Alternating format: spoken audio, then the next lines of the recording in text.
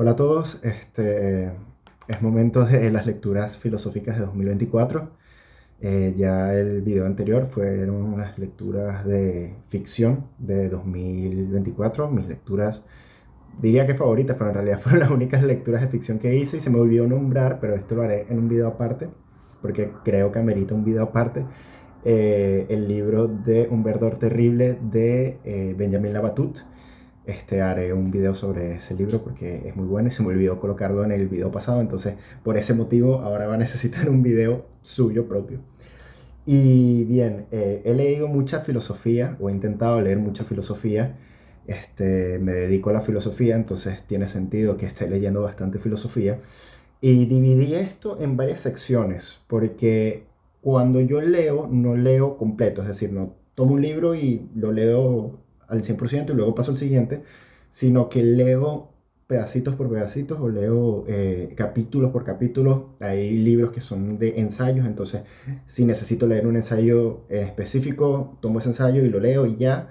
No me leo el libro completo, o me leo el libro completo, o me leo unos capítulos. Por lo tanto, la distribución de estas lecturas filosóficas de 2024 va a ser de la siguiente manera.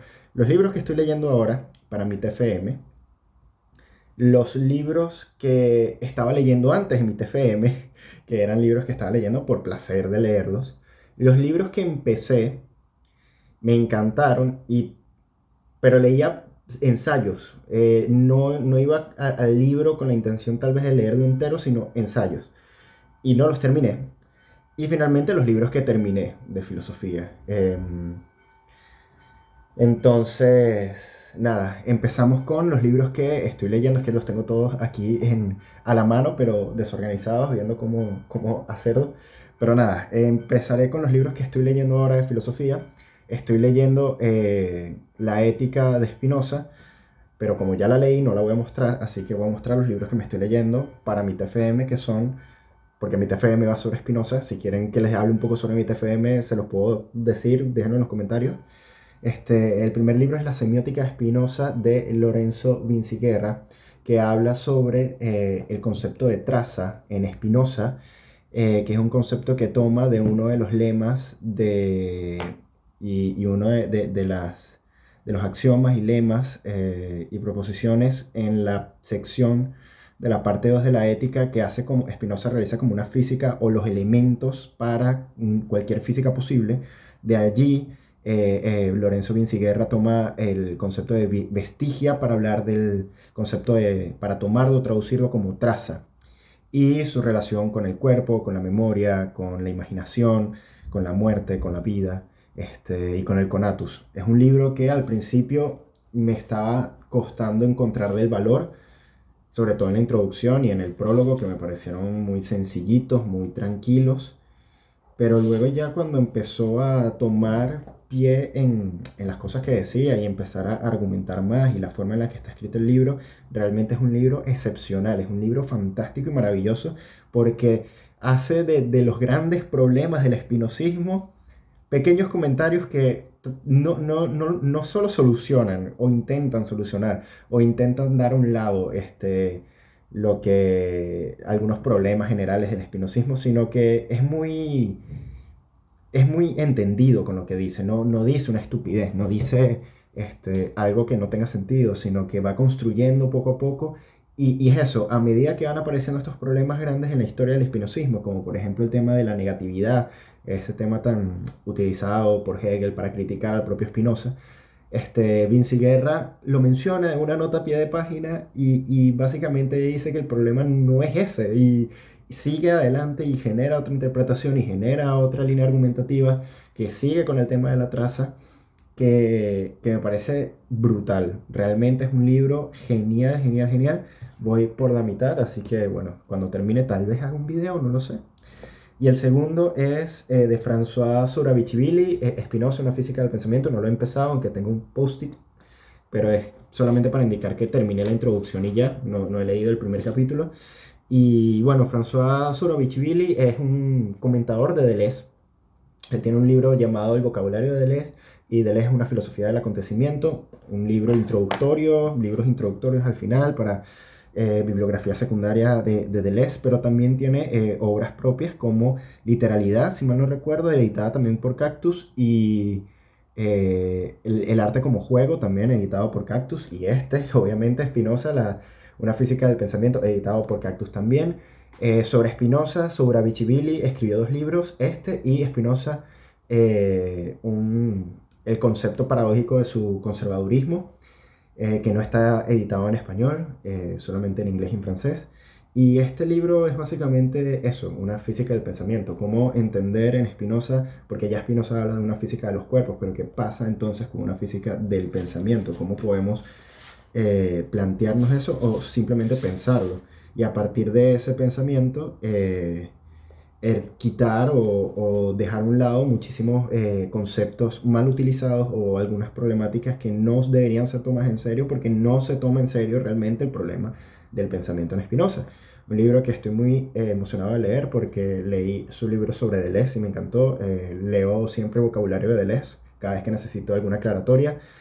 Y sobre Avicii es un escritor muy bueno que si tienen la oportunidad de leerlo, léanlo. Sobre todo si están leyendo a Deleuze. Esos son los dos libros que estoy leyendo ahora.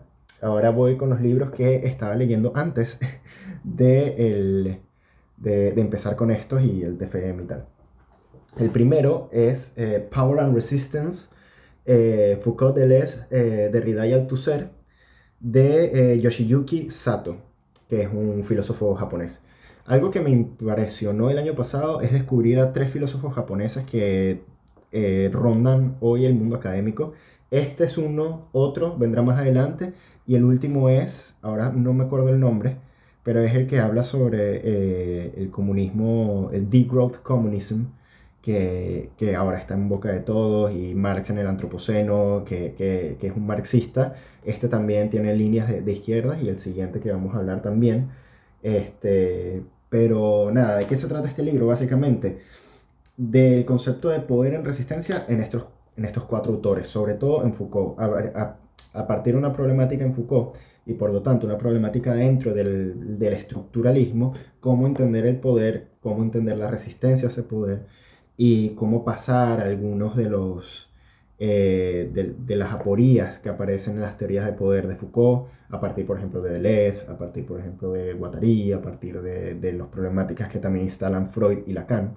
Y es súper interesante por ese motivo. Es una combinación de muchísimos autores que de alguna y otra forma vivos ya tenían una suerte de diálogo, pero aquí se hacen más presente y más pausible.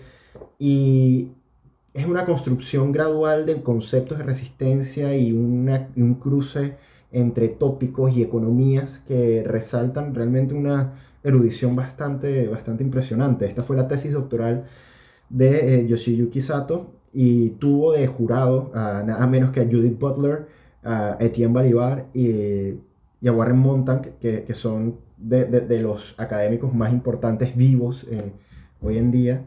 Warren Montag y Balibar con Spinoza y bueno, Butler con todo lo que conlleva Butler. Y es un libro que estaba muy bien, pero lo tuve que pausar. El siguiente es Una ecología de los signos, a partir de Deleuze, de Anne Savarnès, no lo puedo pronunciar, no sé pronunciarlo. Y es un libro lo dejé por la mitad, que básicamente va de eso. Es una construcción de la teoría del signo de Deleuze y un reencaminar o un recuento, mejor dicho, de las teorías estéticas propuestas por Deleuze, por ejemplo, el libro de Francis Bacon, o el libro del cine, o el libro sobre Proust, o los libros sobre la pintura que también había hablado. Pero lo interesante de este libro es que toma características, o toma mucho, características no, mejor dicho, conceptos de Simondon para poder explicar muchos de los conceptos de Deleuze. Hay un capítulo justamente que trata sobre eso. Simondon y la construcción del empirismo trascendental entendido como en rasgos muy generales, si es posible hablar de eso, como la metodología o el proyecto filosófico de Deleuze, y cuáles son las implicaciones de Simondon allí. en el capítulo del cuerpo sin órganos intenta reconstruir el concepto de cuerpo sin órganos a partir del concepto de virtual y actual, tomados desde una perspectiva de Simondon también. Y es muy bueno este libro, una literatura secundaria bastante enriquecedora, en verdad. El primer ensayo no me gustó mucho porque repite muchísimo lo mismo, o sea, la construcción argumentativa del ensayo es, este, el signo representa una fuerza dentro de la obra de arte. La obra de arte está compuesta de fuerzas, por lo tanto, el signo es la fuerza y se repite varias veces, lo cual para una persona que no pueda retener información está bien, que le repitan lo mismo siempre, pero luego se van llenando páginas y páginas de eso y yo en lo personal no le veo ningún tipo de finalidad al estarse repitiendo en cada momento. Sin, sin embargo, es un muy buen libro. Ella también tiene un libro sobre Deleuze y el arte, creo que se llama Deleuze, del animal al arte, editado por Amor Ortu, así que bueno, si les interesa Deleuze, esto. El siguiente es una ontología del accidente, déjame quitar el libro aquí. Ensayo sobre la plasticidad destructiva de Catherine Malabou. Catherine Malabou va a aparecer dos veces acá, una en este libro y otra en otro que voy a mostrar. Y gracias a este libro saqué mi tema de TFM, aunque no la voy a utilizar a ella, saqué mi tema de allí. En este libro ella retoma el concepto de plasticidad que está formando desde que hizo su tesis doctoral con Derrida. El tema de la plasticidad llega en su libro sobre el porvenir de Hegel y básicamente lo que hace es explicar cómo es posible, o mejor dicho, qué ocurre, qué ha pasado en casos donde la destrucción de la forma hace que esa misma forma o esencia cambie. Y eso es lo que ella llamará plasticidad destructiva. Es un librito corto, sencillo, en realidad súper interesante y súper estimulante también, porque Malabou no es corta de referencias y tampoco corta de campos de argumentación. Ella no solamente toma de la filosofía, por ejemplo, de Derrida, de Spinoza, de Hegel, de Deleuze, de Michel Foucault, sino que también toma de las neurociencias. Ella tiene un libro sobre neurociencias, también tiene un libro sobre Freud, un libro sobre Kant, y realmente es una lectura muy enriquecedora. A mí me encantaría leer como Catherine Malabou. Catherine Malabou tiene una capacidad lectora que para mí supera la de Derrida al momento de construir y deconstruir argumentaciones filosóficas o meterse en caminos que en un principio parecían imposibles incluso que existieran. Realmente Catherine Malabou es una de las autoras más importantes de nuestros tiempos, que todo lo que haga ella realmente merece la pena. Solo he leído dos libros de ella y varios ensayos y estoy muy emocionado de seguir leyéndola en un futuro. El siguiente libro es un libro de teología, pero con un twist, porque es Jesús, cuerpo sin órganos en el Evangelio de Marcos, de Manuel Villalobos Mendoza. Es un libro que habla básicamente del Evangelio de Marcos, pero a partir del concepto de cuerpo sin órganos de Deleuze y Guattari. Es muy interesante porque es básicamente un libro que eso, no tiene, o sea, no va más allá de su título, incluso lo repite varias veces. Este libro se va a tratar de entender a Jesús, al personaje de Jesús, a la figura de Jesús, como un cuerpo sin órganos. ¿Y qué significa eso? Como el punto en donde todas las singularidades se deshacen para construir cosas nuevas.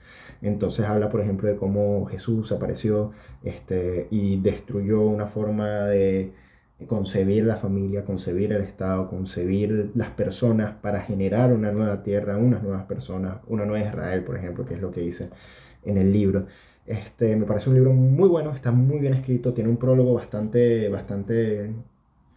porque al ser un libro de teología escrito por un teólogo, se encuentran obviamente, es lo que te esperas. No vas a leer algo distinto que un libro de teología, pero me pareció súper interesante el uso de Deleuze. Lamentablemente pude leer solo el primer capítulo, que es la familia queer de Jesús, pero ojo, porque aquí queer no significa familia dentro de la comunidad LGBT, sino queer como, y aquí lo dice, como algo raro, y ya. Entonces, es un libro bastante bien, lo quiero terminar porque habla del cuerpo sin órganos y todo lo que me ayuda a mí a entender a Deleuze mejor. Y me parece muy valioso porque aplica Deleuze a temas o a ámbitos que en un principio no parecen estar, como por ejemplo la teología. Y me parece un estudio bastante importante por eso. Pero eso, no esperen un libro de filosofía porque no lo es un libro de teología si lo van a leer, pero muy bueno. Y por último, de los libros que estaba leyendo antes de empezar el TFM, es el primer seminario de Félix Guattari, Agenciamientos y máquinas abstractas, qué hacer con las singularidades. De Guattari yo he leído ensayos, el ensayo que más me impresionó de él ha sido el de Porque todos quieren ser fascistas. Es un ensayo al cual yo quiero dedicarle un texto en algún momento, escribirme y analizar ese ensayo, esa conferencia, mejor dicho. Y también he leído capítulos del Inconsciente Maquínico, que solo hay traducción o solo existe traducción en inglés. Y es una locura. Como Guattari funciona, como Guattari piensa, no creo que lo piense nadie. Realmente Guattari tiene una capacidad de inventar conceptos que eso fue lo que hizo que Deleuze se enamorara de él, que Deleuze estuviese tan estimulado por la presencia de Guattari.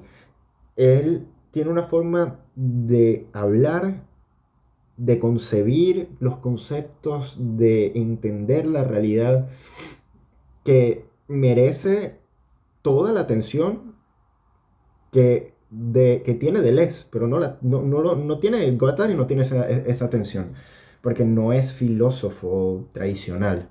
Sin embargo, para Deleuze sí lo era. Obviamente Guattari salió del psicoanálisis, él fue discípulo de Lacan y luego estuvo en contra de Lacan, un poco extraño, esto también lo dice François Docé en la biografía cruzada de ambos, que y fueron en contra de Lacan, por lo tanto fueron en contra del padre, haciendo un trabajo edípico, al mismo tiempo que escribían anti-Edipo para destruir a Edipo, haciendo un trabajo de discusiones que ahora no tienen sentido hacer. Y Guattari por eso no tiene tanto reconocimiento en la filosofía porque fue el psicoanalista loco que radicalizó a Deleuze. Pero no, o sea, Deleuze ya tenía posicionamiento político en sus primeros libros, en sus libros sobre Hume, en sus libros sobre Spinoza. Y no necesitó a Guattari para radicalizarse, necesitó a Guattari para poder articular conceptos que ni él mismo pensaba, porque Guattari los tenía. Y Guattari necesitaba una lengua mejor para poder expresar esa consistencia de los conceptos, o para darle consistencia. Porque es eso, yo siento que en esa relación Guattari inventaba y les hacía que esos inventos tuviesen consistencia. Porque disparan a todos lados y yo siento que atina en la mayoría de ellos. Este, Leí muy poco y realmente es un libro, son un seminario que sigo leyendo, pero en la mente, o sea, sigo pensándolo porque tiene implicaciones muy fuertes. Uno de los postulados que más me llamaron la atención o que más me hace pensar es el tema de ir en contra de la teoría pulsional de Freud, o incluso de los propios instintos. Cuando le dicen, no, es que tenemos instintos naturales y son así por la naturaleza. Y él dice, no, pero cualquier instinto puede ser trabado, puede ser bloqueado. Por ejemplo, el instinto de alimentarse, la bulimia, la anorexia, perdón, la anorexia lo inhibe, lo bloquea. Ya no hay instinto allí. Y podemos pensar en otros momentos y en otros, como diría el libro, agenciamientos donde algunas pulsiones o algunos instintos son cortados de acuerdo al proceso de agenciamiento que se permite. Cuando, no sé, cuando alguien está siendo castigado, allí se inhiben muchísimos eh, pulsiones o muchísimos instintos y viceversa, hay instintos que son premiados en distintos agenciamientos.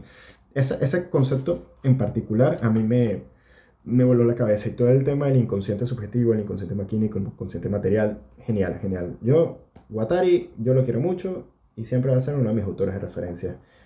Junto a Deleuze. Anne Savagnes, del libro que les había comentado, ella prefiere escribir Guattari y Deleuze de forma provocadora. Yo creo que voy a empezar a hacer eso, pero bueno, eso.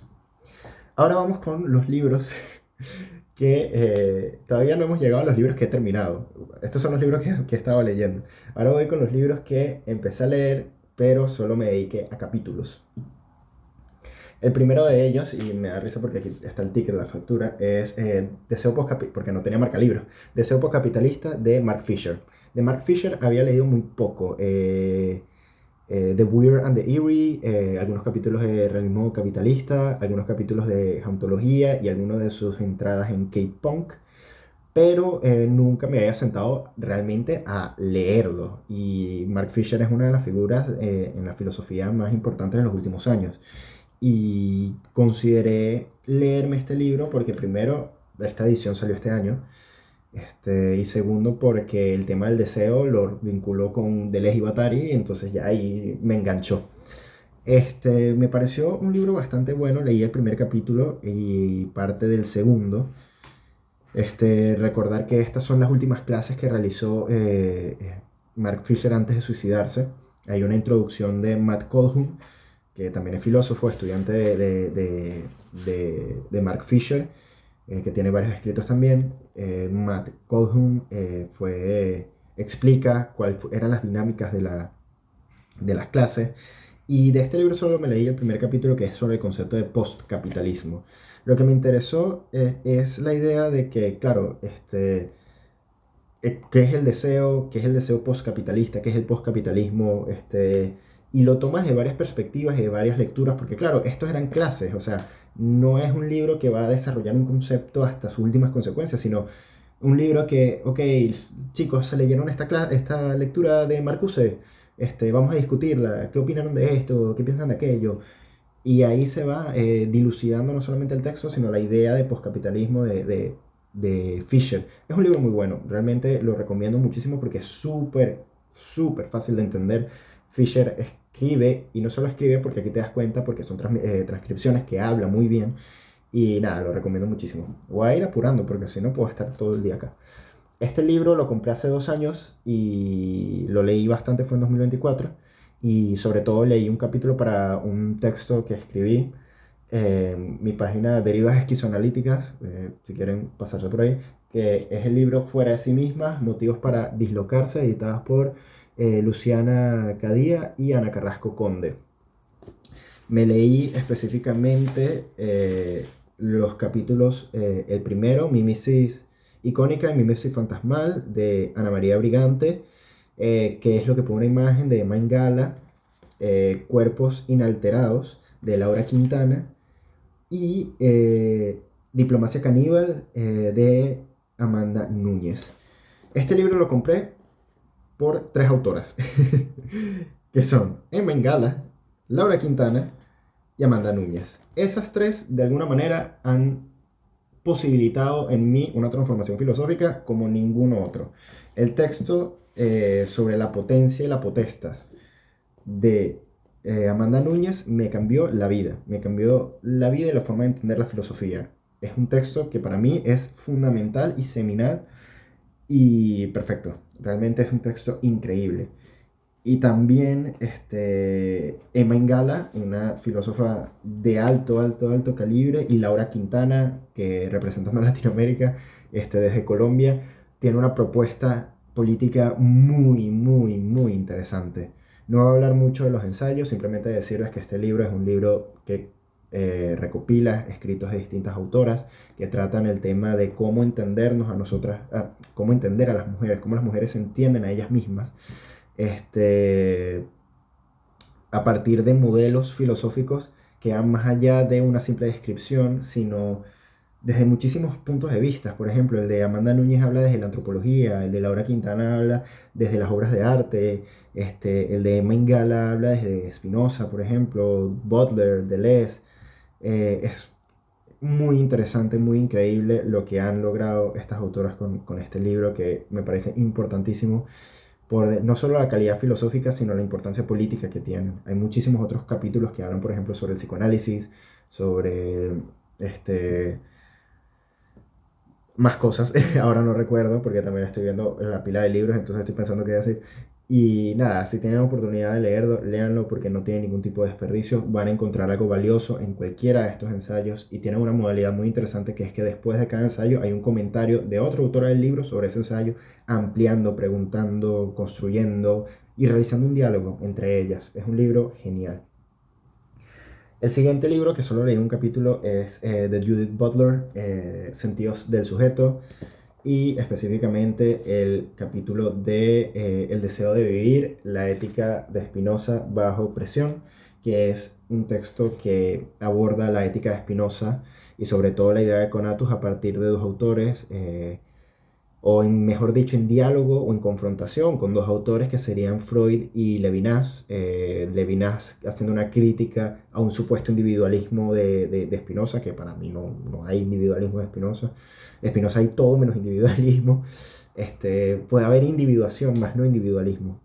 Y Freud con la pulsión de muerte, porque si todo, la ley del conatus, todo lo que existe se esfuerza en preservarse en su ser, ¿cómo es posible la pulsión de muerte?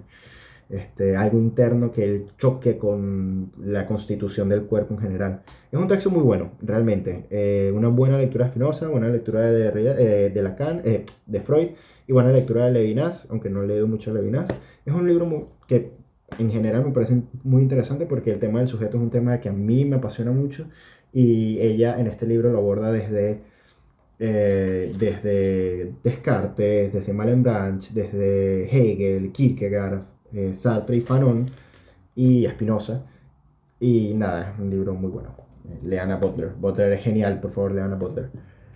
El siguiente libro, que este sí me lo tengo que leer completo, pero estoy leyendo por partes, es el tomo 6 de las obras completas de Sigmund Freud, específicamente los capítulos que van desde los instintos y sus destinos, la represión, el inconsciente y duelo y melancolía. Para mi TFM estoy tratando a Spinoza, Freud y Deleuze, y me estoy leyendo los apuntes que tiene Freud sobre el inconsciente, las pulsiones, etc. Y más adelante tendré que leer el tema de más allá del principio del placer, metapsicología de las masas y análisis del yo, el yo y el ello, etc. Y nada, lean a Freud también. Freud es muy bueno. Lo que me pasa con Freud, o mi problema con Freud en cuanto a escritor, en tanto escritor, es que Freud a veces, sobre todo me pasó en Totem y Tabú, puede escribir tanta porquería, puede escribir tanto relleno, tanto relleno en 15 páginas y en el último párrafo, en la última línea, dice la cosa más brillante que has leído en tu vida. Y ya.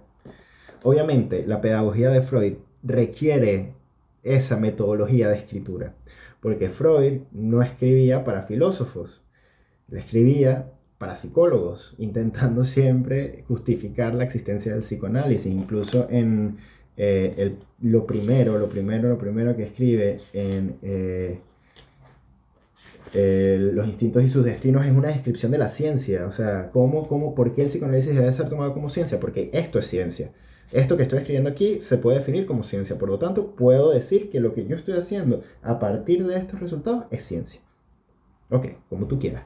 O sea, a mí me encanta Freud, a mí me encanta el psicoanálisis, yo no me voy a quejar por eso, que diga lo que quiera, pero eso es lo que me pasa con Freud. A veces lanza mucho relleno porque o tiene que explicar alguna teoría que ya estaba en el momento y la tiene que refutar o la tiene que desarrollar para poder hablar del caso que está hablando, del tema o el concepto que está desarrollando por el psicoanálisis, o tiene que tomar un caso en particular, desarrollar ese caso, entender las experiencias particulares que él observó en ese caso, etc. Y nada, Freud es lo que estaba leyendo de él últimamente. Ok, que nos faltan 3 en esta sección. El siguiente es Spinoza Político, lo transindividual, de Etienne Balibar. De él he leído muy poco. Tiene otro libro sobre Spinoza y la política que se llama Spinoza y la política. O sea, tiene mucha dificultad para el momento de crear títulos.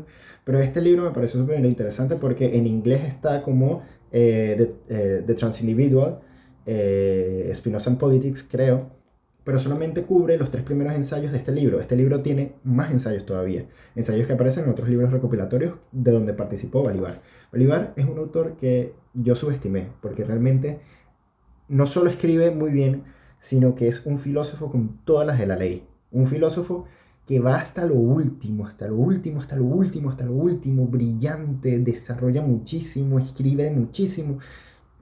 Yo no sé cómo hace este señor para hacer lo que hace, de verdad, es un tipo brillante. ¿Qué hace en este libro? En este libro lo que intenta hacer es aplicar el concepto de transindividualidad encontrado, por ejemplo, en la obra de Simon Don, pero luego desarrolla y dice que se encuentra también en Freud y en Marx, y aplicarlo a Spinoza y entender la filosofía de Spinoza a partir de esa transindividuación. Aquí, gracias a este libro, es que yo digo que en Spinoza es imposible que haya un individualismo, porque nada en Spinoza es individual, siempre hay procesos transindividuales. Libro muy bueno. Leí el primer capítulo que trata sobre, o sea, explicando el concepto de transindividualidad en Spinoza, el segundo el primero a partir de la ética, el segundo a partir del tratado teológico político y tratado político, y el tercero a partir de Marx, Freud y Spinoza, como filosofías de lo transindividual. Lectura que también, como digo, como las otras, tuve que interrumpir por mi TFM, aunque es de Spinoza, lo voy a volver a leer, pero no entra, no encaja directamente con el TFM. Seguimos. Este libro me leí 2 o 3 capítulos que en realidad son clases y ha sido de lo mejor que yo he leído en mi vida porque este autor yo lo amo, lo tengo de fondo de pantalla de mi teléfono y son las clases de Theodor Adorno sobre la teoría de la historia de la libertad. Eh, Adorno, yo lo amo. Lo que lees aquí no lo puedes leer en ningún otro sitio. Adorno, yo digo que si hay que enseñar a un filósofo en las escuelas es Adorno. No sé, tendría que hacer un video aparte de mi relación con Adorno, porque Adorno es uno de los pensadores que siempre ha estado ahí, siempre estará ahí para mí, y me liberó de muchísimas espejismos en la filosofía, sobre todo gracias a Adorno dejé de ser heideggeriano, o sea, dejé de interesarme en Heidegger porque Adorno me hizo ver como que, hey, tú, esto que estás haciendo Heidegger, mira, muy, muy amigable no es. Y Adorno tiene una precisión y una agudez y una forma de hablar y de escribir y de decir las cosas que ningún otro. Me parece que Mínima Moralia es un libro espectacular y hay muchísimos aforismos de Mínima Moralia que todavía pienso y voy a la calle y esto es lo que más me impacta. Voy a la calle y veo, o sea, cuando salgo a la calle y veo el mundo, veo Mínima Moralia. Tienen que leerlo, es impresionante. Y en estas clases básicamente son los escritos preparatorios que luego utiliza para poder escribir sus partes en La dialéctica negativa, su último libro escrito en vida, que habla sobre la libertad y la historia universal. Uno a partir de Freud, el de la libertad, y otro a partir de Hegel, el de la historia. Pero aquí, como son las clases de él, tiene más tiempo, más espacio para poder dilatar un poco más el argumento, pero en el buen sentido, desarrollar el argumento, explicarlo, por qué es esto, por qué aquello, y con esta dialéctica tan característica de lo universal y lo particular, por qué no podemos tomar un concepto como tal, por ejemplo, de la libertad o el de la historia, porque tomarlo como tal sería reificarlo y no entender el proceso histórico, el proceso material que lo contradice internamente, etcétera. Y me parece una lectura bastante necesaria. Esto es lo que quería decir. Esto es una lectura necesaria. No es una lectura divertida, no es una lectura interesante, que sí lo es, divertida, interesante, espectacular, lo que tuviera. Pero sobre todo es necesaria. Es una lectura que derrumba tantos muros que hoy en día tenemos al nivel del pensamiento. Tantas cosas que tomamos en cuenta y creemos que son fijas. Y este libro o estas clases o el pensamiento de Adorno en general intenta demostrar que no, que aquello que nosotros tomamos como lo más alto en la civilización es lo que nos ha traído hasta aquí. Y si creemos que esto que estamos viviendo ahora es lo mejor que podemos vivir, entonces no es necesario ir al infierno porque ya estamos aquí, ya estamos en el infierno. Este libro es espectacular y todo lo que escribe Adorno, bien. Este libro, genial. Yo me entusiasmo mucho cuando leo Adorno. Y por último, de los libros que no he terminado porque solo he leído capítulos, el último de Catherine Malabou de este video, el segundo que aparece, que es Al ladrón, anarquismo y filosofía. A mí me interesa mucho el anarquismo filosófico y político. Y me interesó mucho porque este libro me interesó mucho el libro porque habla de no solamente autores que a mí me interesan, sino cuál es la relación entre la filosofía y la política del anarquismo. O sea, al ladrón, anarquismo y filosofía. ¿Quién es el ladrón? El anarquismo, la filosofía. Y eso es lo que ella intenta presentar aquí. Ella dice que la filosofía es un ladrón del anarquismo y viceversa. Es muy interesante la relación que ella plantea sobre los dos dominios o los dos marcos teóricos, o los dos formas de pensamiento, o los dos disciplinas. Este, Me parece genial. Sus dos primeros capítulos me parecen de la cosa más interesante que se ha escrito jamás. Es genial.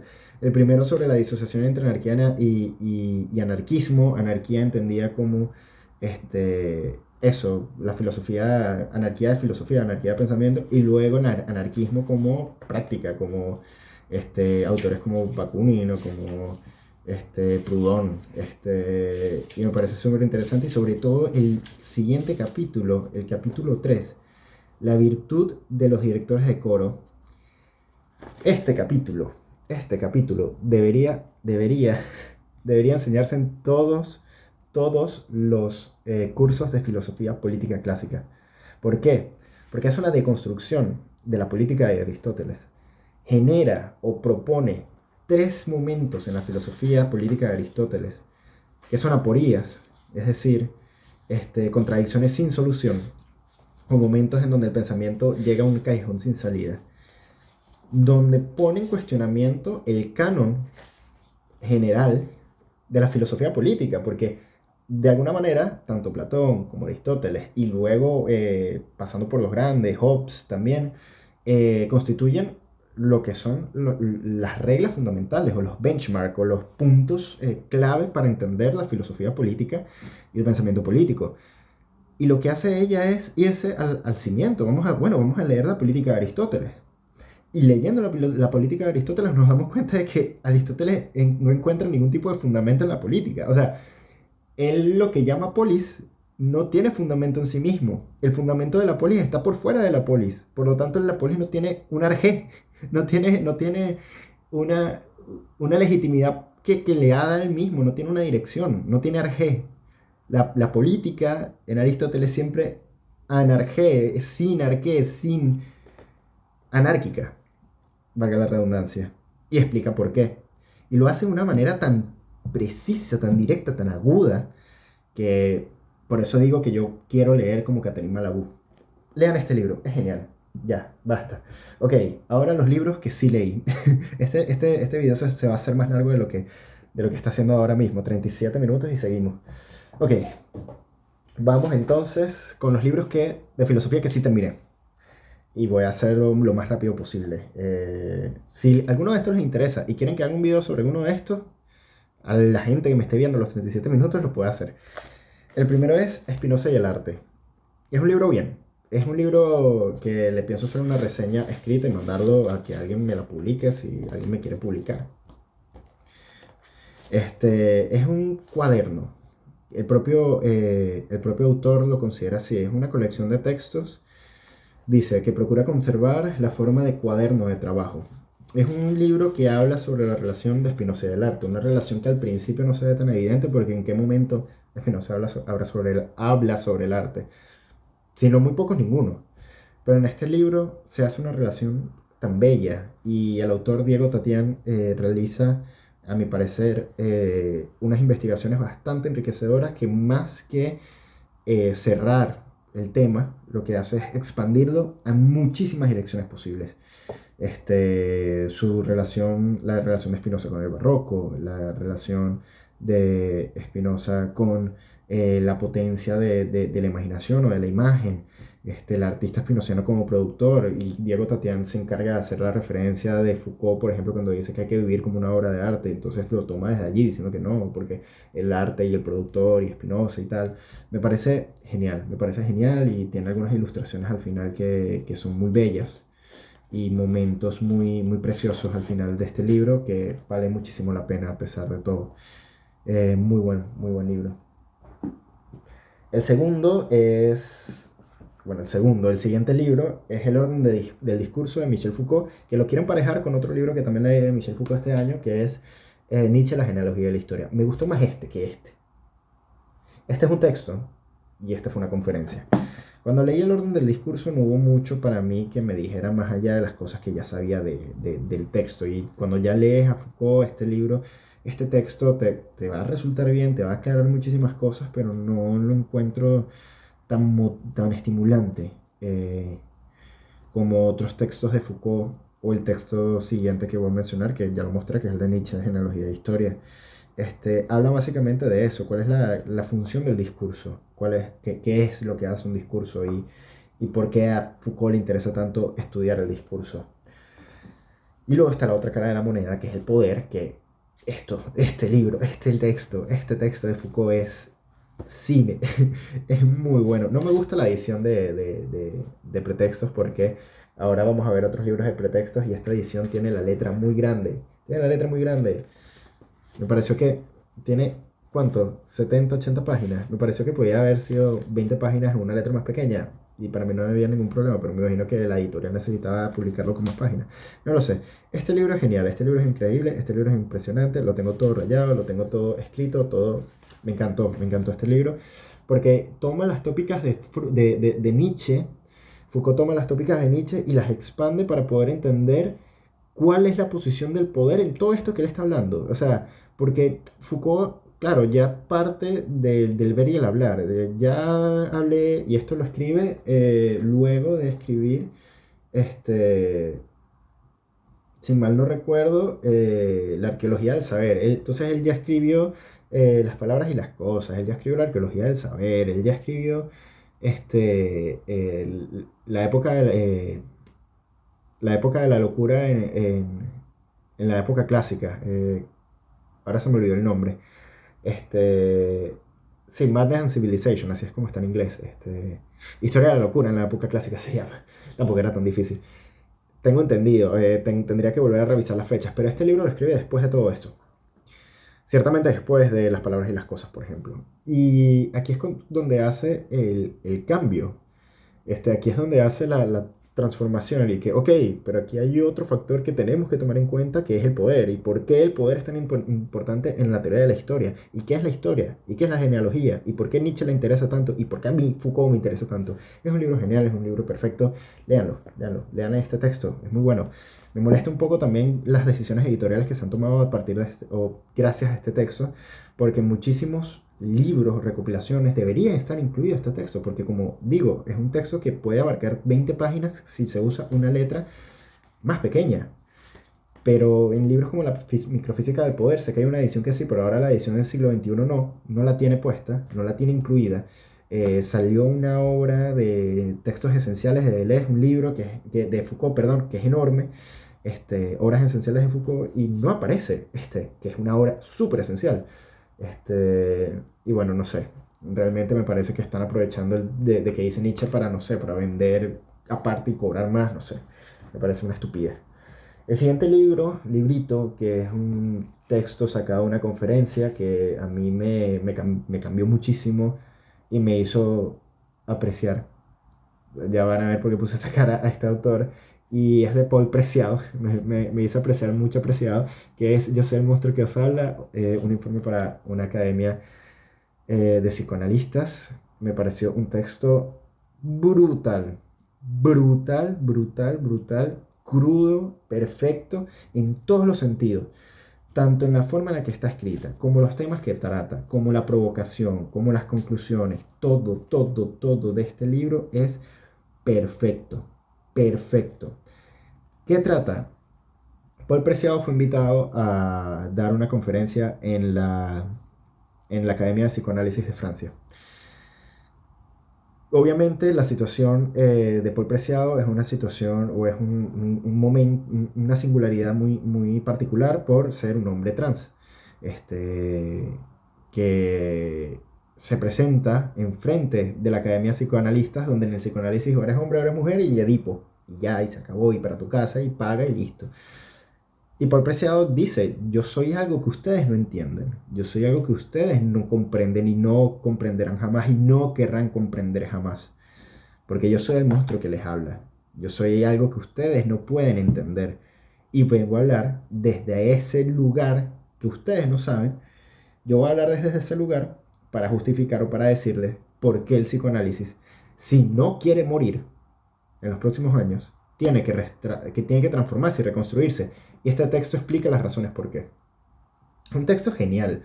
Paul Preciado incluso escribe al principio que recibió abucheos por parte de la gente que estaba allí, que empezaron a gritar. O sea, fue tan fuerte la reacción que hace eso más importante, hace que el texto sea más importante.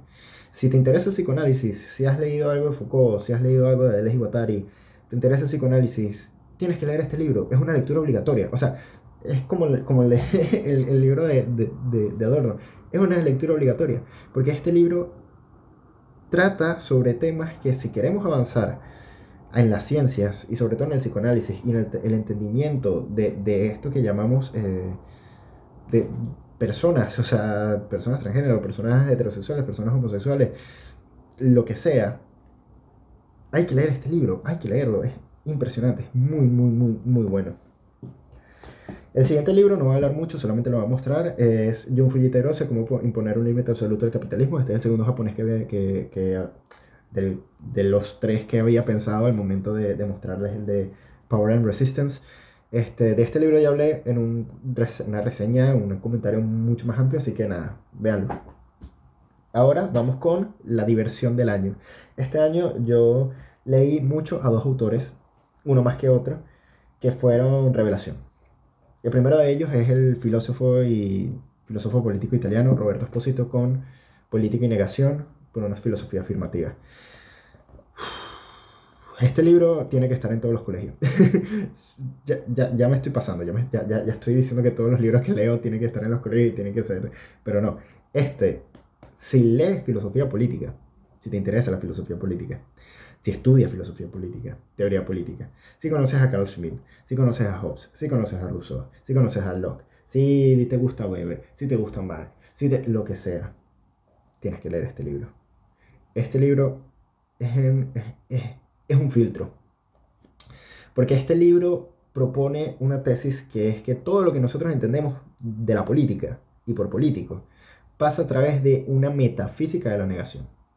Una lógica que se transforma en performatividad, que luego se transforma en acto político. Y tenemos que salir de esa negatividad, de esa negación, mejor dicho.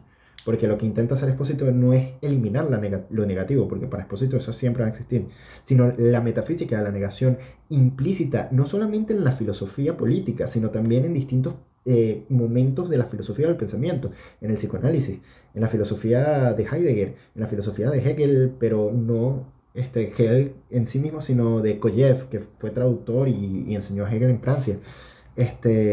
En Saussure, en el estructuralismo y en la política con Carl Schmitt, y luego cómo eso se ve reflejado en conceptos políticos como la propiedad privada, la libertad, la soberanía, todo eso. Y luego de que él hace ese diagnóstico, habla de tres autores que pueden salir de eso, que son Spinoza, Deleuze y Maquiavelo. Es un libro que me hizo entender a Roberto Espósito y me hizo amarlo y quererlo muchísimo. Léanse Política y Negación, es un libro fundamental para la filosofía política y sobre todo la filosofía política del siglo XXI, porque nos hace dar cuenta de que muchos de los conceptos que nosotros utilizamos ya son anticuados. Aquí en España todo el tema de la izquierda y la derecha se ha convertido tanto, por ejemplo, en un juego tan absurdo que hoy ha perdido toda consistencia. Tenemos que cambiar también las formas de entender la legitimidad, tenemos que también cambiar las formas de entender la propiedad privada, tenemos que también cambiar las formas de entender la libertad, porque seguimos utilizando conceptos que ya han evolucionado, que no han evolucionado y nosotros como sociedad sí. Entonces, ¿dónde caemos con todo eso? Y a esa pregunta la responde justamente Roberto Espósito en este pequeño libro que se llama Institución.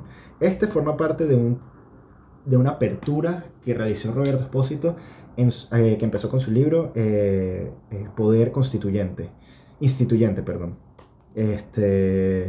Donde intenta hacer su propia teoría de un poder algo, porque lo que me da mucha risa de los italianos es que todos se conocen pero todos se odian. Entonces tenemos a Negri con el poder constituyente, a Agamben con el poder destituyente y a Esposito con el poder instituyente. Entonces, esta forma parte de ese libro que es Poder Instituyente, luego viene este libro, luego viene una genealogía de la institución que no ha sido todavía traducido al castellano.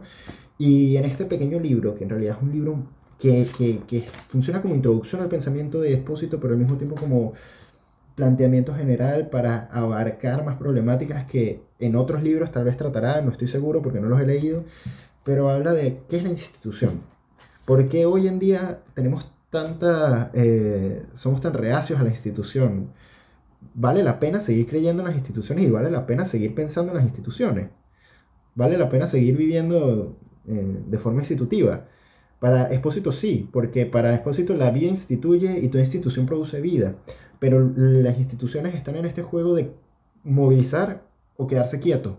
Entonces, a partir de esta dialéctica y a partir de una lectura de varios autores y desde varias ramas, como la sociología, la política, la filosofía, la economía, pero al mismo tiempo desde Deleuze, desde Leibniz, desde Weber, desde distintos autores, él empieza, y desde la biopolítica, él empieza a desarrollar esta nueva propuesta de cómo entender, saliendo de esta metafísica de la negatividad, una nueva forma de concebir la institución. Y por eso me parece un texto muy bueno. No tan bueno como el anterior, pero muy bueno. Y este solo lo voy a mostrar. Dos, La máquina de la teología política, el lugar de pensamiento. Es un libro que empecé a leer de él, pero no lo he terminado por cosas de la vida. Esto nos ayuda a hacer un salto a un intermediario entre Expósito y el siguiente filósofo, pero este libro me pareció una lectura importantísima también, sobre todo desde una perspectiva de la teoría política, y es de Irene Ortiz Gala, El mito de la ciudadanía, que tiene un prólogo de Roberto Expósito. Este libro es genial. Este libro me tocó mucho porque habla del tema de la ciudadanía, el tema de los inmigrantes, el tema de los refugiados. Y yo como inmigrante pude entender muchísimo no solamente de la realidad que vivimos, sino de mi situación personal. Y es un libro genial, genial, genial, genial, genial, genial, genial, genial, que pone en duda, pone en cuestión el tema de la ciudadanía. ¿Qué significa ser ciudadano?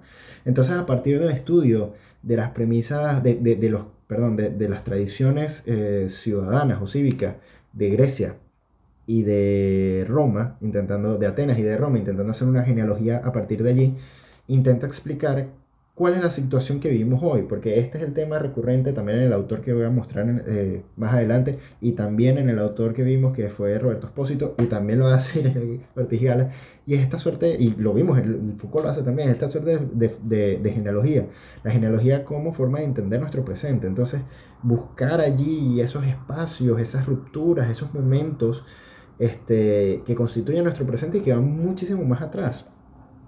Entonces, a partir de esos momentos, ella hace o argumenta, me estoy quedando sin energía porque llevo casi una hora, el tema de la ciudadanía, y me parece un libro súper fundamental, un libro que todos tenemos que leer, un libro que abre un debate impresionantemente genial e importante y enriquecedor para la filosofía contemporánea.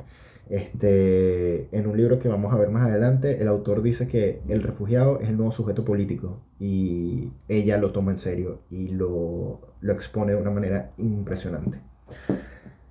Ok, el siguiente autor es otro autor que descubrí este año. Ya había leído varias cosas de él, pero no me había interesado tanto hasta este año. Y es Giorgio Agamben, el filósofo italiano Giorgio Agamben. El primer libro de él que leí este año es Lo que queda de Auschwitz, El archivo y el testigo, de la parte 3 de Homo Sacer. Agamben tiene este proyecto llamado Homo Sacer, que es un proyecto de filosofía política que empieza con el poder soberano y la nueva vida, y luego va hasta el uso de los cuerpos. Y hay muchísimos libros de por medio. La organización se hizo al final, es decir, él empezó Homo Sacer, luego empezó a escribir libros, luego creo que escribió pero va en la cronología de Homo Sacer antes que otros libros que escribió antes que Algo así era. Él escribió, creo que fue un libro que se llama Karman o Stasis, que escribió después de Lo que queda de Auschwitz, pero va ordenado antes, es decir, en la parte 2 y no en la parte 3, porque la parte 3 solo está conformada por este libro, pero nada. En resumen, Giorgio Agamben tiene este proyecto de reconstruir la filosofía política, la historia de la filosofía política, a partir de un concepto fundamental, que es el concepto de la nuda vida. Está la vida políticamente calificada y la vida la mera vida, que puede ser una planta, puede ser un animal, lo que sea. Y la política se construye es a partir de esos dos conceptos. Para que exista una vida políticamente calificada, tiene que existir una nuda vida. Entonces, a partir de esa distinción, que la nueva vida no es una vida que está por fuera, sino que es incluida a partir de su exclusión, es que se genera la política como lo conocemos. Entonces, él lo que quiere hacer es esta genealogía de la política y también una genealogía de los conceptos políticos para poder entender nuestro presente y entender cómo destituir esa maquinaria, ese aparato, ese dispositivo, que es el dispositivo de la filosofía política, de la política, que es la nuda vida y la vida políticamente calificada, bios y zoe. Entonces, en este libro, él toma el tema del archivo y el testigo aplicado a eso, a Auschwitz. A partir de una lectura de Primo Levi y algunos estudios que se hicieron sobre el Holocausto, lo que hace Agamben es explicar qué es el testigo, qué es un archivo, o sea, cómo podemos entender lo que pasó en Auschwitz más allá de una simple cronología de sucesos que ocurrió. Este, y hace un trabajo genial porque habla del testigo, habla del musulmán, habla de la subjetividad, que la subjetividad entonces es ese entrecruce entre lo humano y lo inhumano que aparece en el sujeto, que luego desarrolla en el uso de los cuerpos. Y luego el archivo, ¿qué es el archivo? ¿Quién puede ser testigo? ¿Qué significa ser testigo? Y me parece una lectura muy interesante para poder entender los tiempos que estamos viviendo, sobre todo con las dictaduras que hay en el mundo. Yo vengo de Venezuela, entonces sabemos cómo es y lo que ocurre, por ejemplo, en Palestina, cómo ser testigos de lo que está ocurriendo en Palestina, o sea, cómo ser testigo de lo que ocurre en Venezuela, cómo ser testigo en lo que ocurre en la confrontación de Rusia y Ucrania, o sea, me parece un libro muy humano por ese motivo y un libro que tenemos que leer para entender nuestra posición, nosotros que no estamos allí, lo que está ocurriendo y cómo tomar a la víctima, porque eso es una cuestión súper importante, porque al final, ¿quién habla? ¿La víctima o quien estuvo allí o quien pudo hablar con la víctima? Me parece un trabajo genial. Un libro que seguramente releeré. Luego leí El uso de los cuerpos, Homo Sacer 4, parte 2, sección 2, que es un libro donde Agamben realiza una genealogía de los conceptos del cuerpo, del uso de los cuerpos, pero sobre todo lo que le interesa es el concepto de uso. Él dice que no se ha realizado una filosofía todavía del uso. Entonces, él la realiza aquí, o él da los parámetros para realizarla a partir de una genealogía. También una arqueología de la ontología, es decir, de dónde sacamos nosotros la ontología, ¿para qué funciona la ontología? Porque en Agamben está esta tesis que a mí también me parece acertada, de que al final la ontología tiene su carácter político. La ontología propicia un comportar, un no estar político. Y finalmente el de forma de vida. ¿Qué es una forma de vida? Dice Agamben y lo investiga. Y me parece un libro genial, un libro muy muy bueno que tengo anotado también en muchísimas cosas. No se ve porque mi letra está muy clara. Pero sí, o sea, es un libro que me gustó muchísimo y Agamben es un pensador contemporáneo que todo lo que él escribe tiene muchísimo, muchísimo valor.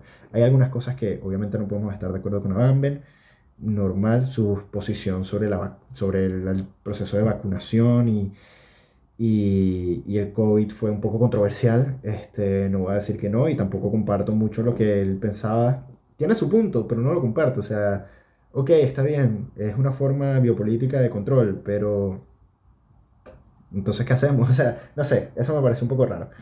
Luego leí de él este libro que se llama Medio sin fin, Notas sobre Política, que es el libro que escribió antes de Homo Sacer 1. Este libro es una recopilación de ensayos donde habla de muchísimas cosas, en verdad. Habla de... No encuentro el índice, perdón. Acá. Habla del concepto de forma de vida, que va luego a hablarlo en el uso de los cuerpos. Habla de que es un pueblo, que es un campo, sobre todo el campo de concentración, en referencia a lo que dicen Homo Sacer, en lo que queda de Auschwitz. la policía soberana, una teoría de la policía, cómo se siente él como un exiliado en Italia, qué es el rostro, qué es el gesto, este, qué son los derechos humanos. Un texto bastante bien porque tiene unos ensayos bastante bien. Es una etapa muy temprana de Agamben, todavía no tiene un pensamiento tan maduro o tan viejo senil, como prefieran verlo. Y está muy bien. Funciona mucho para redondear o ver de dónde salen muchísimas de las ideas que realiza Agamben.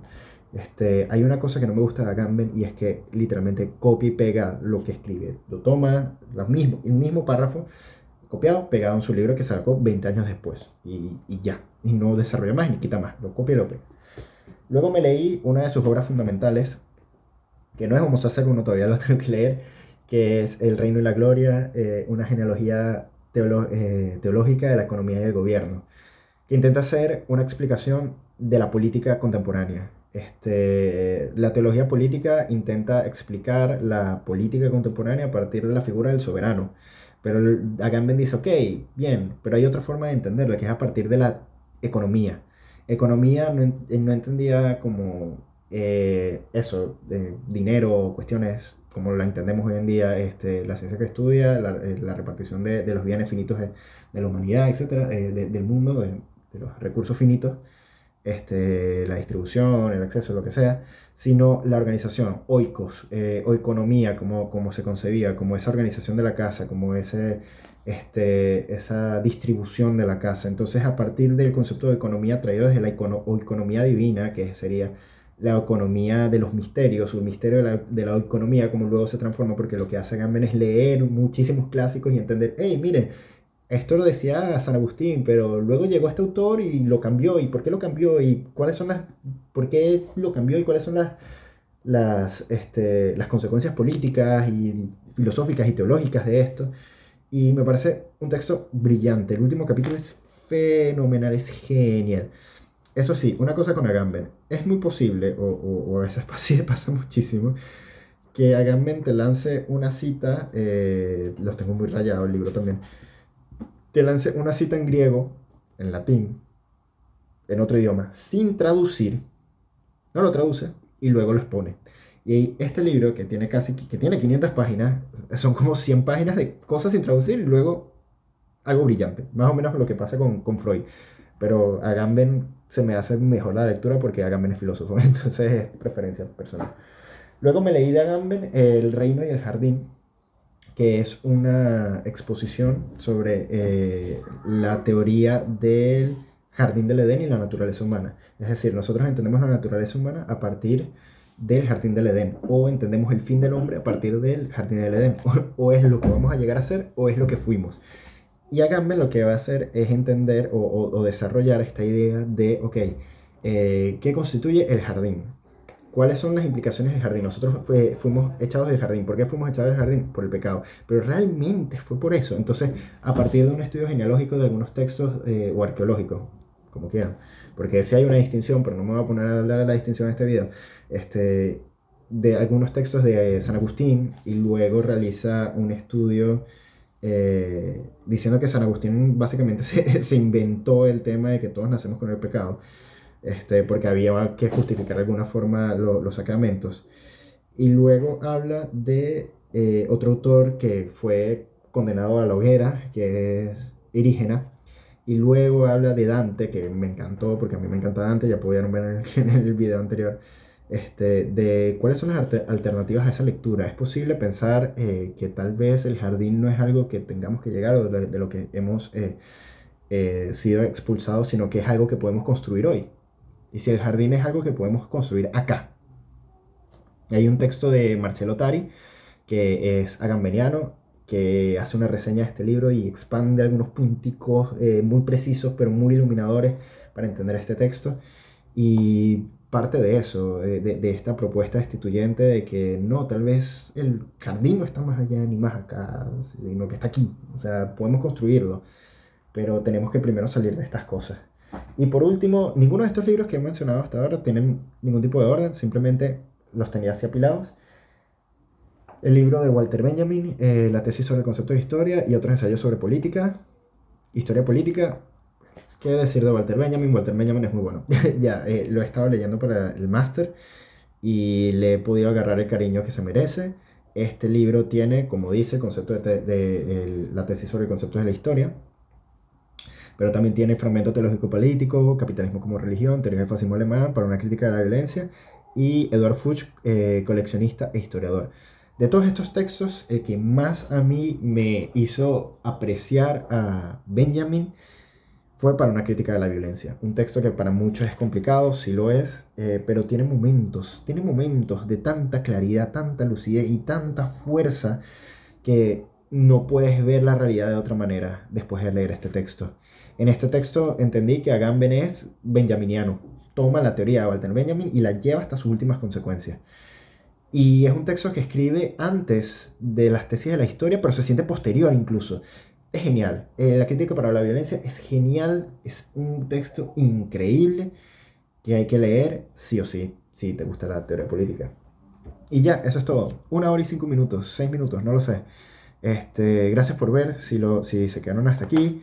Eh, Hablé mucho, voy a tomar agua, estoy cansado y nada, si quieren alguna recomendación de algún video que les gustaría ver, de qué es mi TFM, de alguna reseña de estos libros, opinión, lo que sea, déjenlo en los comentarios y con gusto veré si lo hago, si lo haré. Entonces nada, eso, un saludo y feliz año nuevo.